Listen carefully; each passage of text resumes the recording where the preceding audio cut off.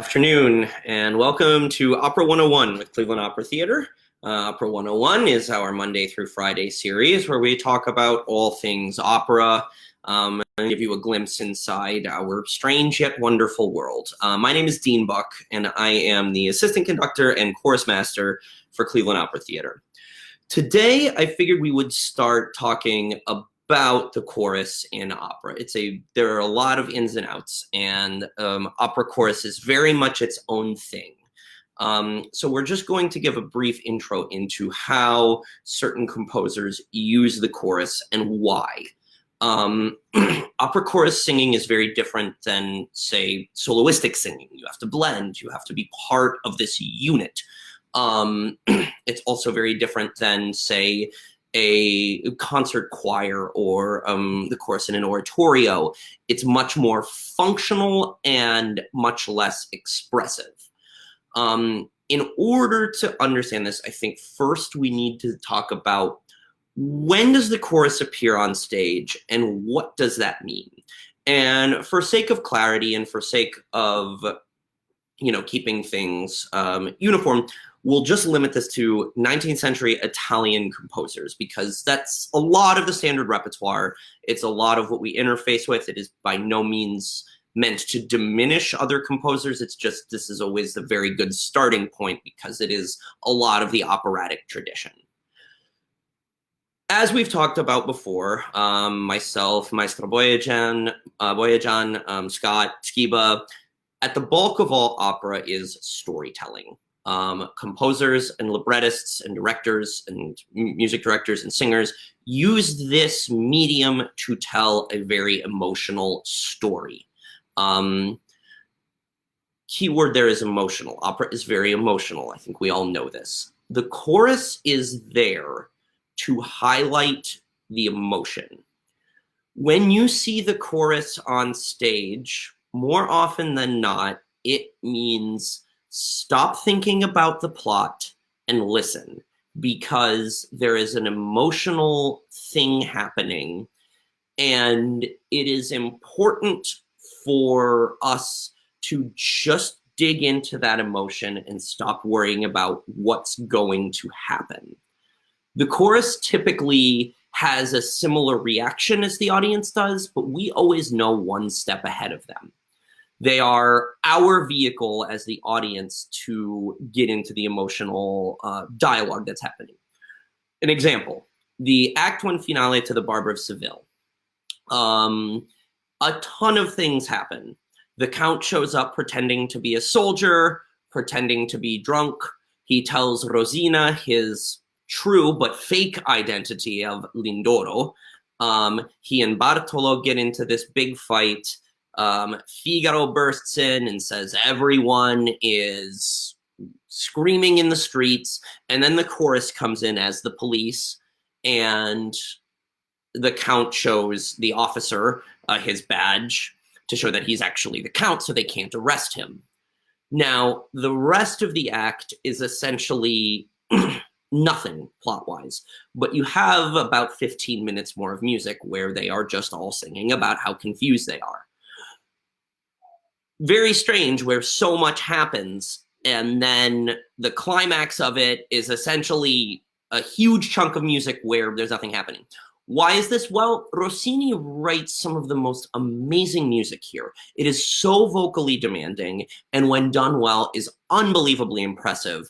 It is impressive in terms of each singer and in terms of having to do this as an ensemble.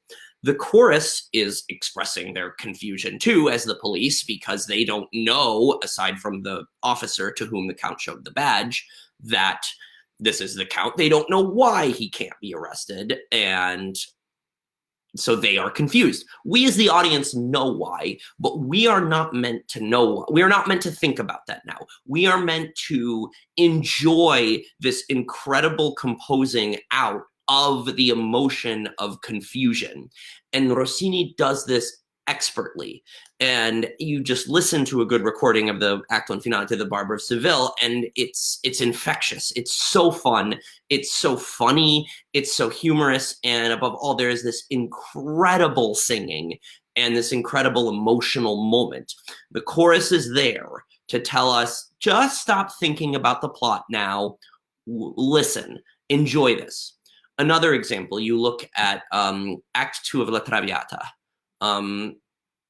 We, as the audience, know that Alfredo's father, Germont, has told Violetta that she has to leave Alfredo because he is too ashamed of his son being with a courtesan. So she leaves, and Alfredo is grief-stricken and treats her horribly.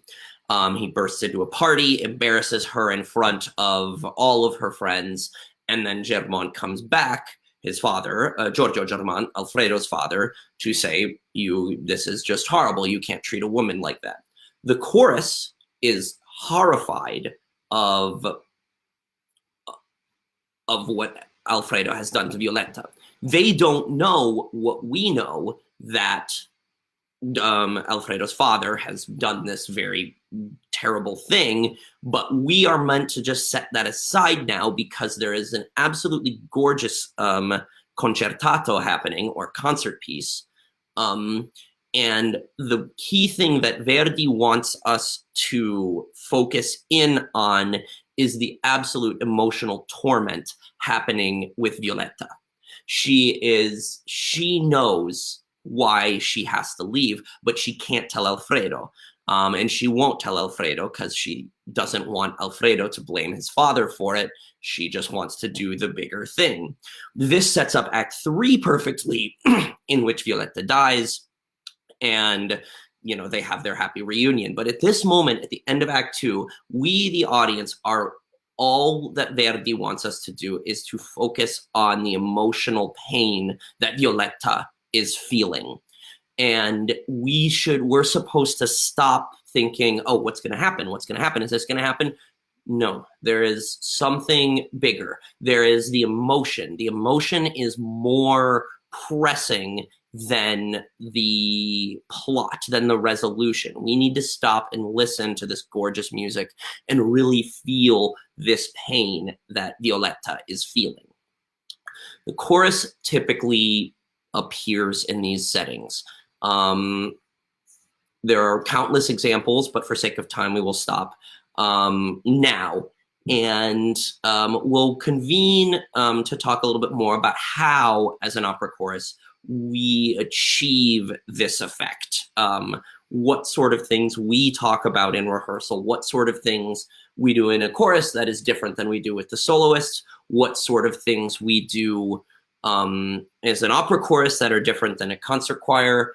We'll come back in another video to address these. But first of all, I think it is important to understand the composer uses the chorus to tell the audience, stop thinking and feel. That's the big thing. Thank you so much, as always, for joining us. I'm excited to talk a lot more about what we do in opera choruses. As always, stay safe, and we will see you tomorrow. Thanks again. Take care.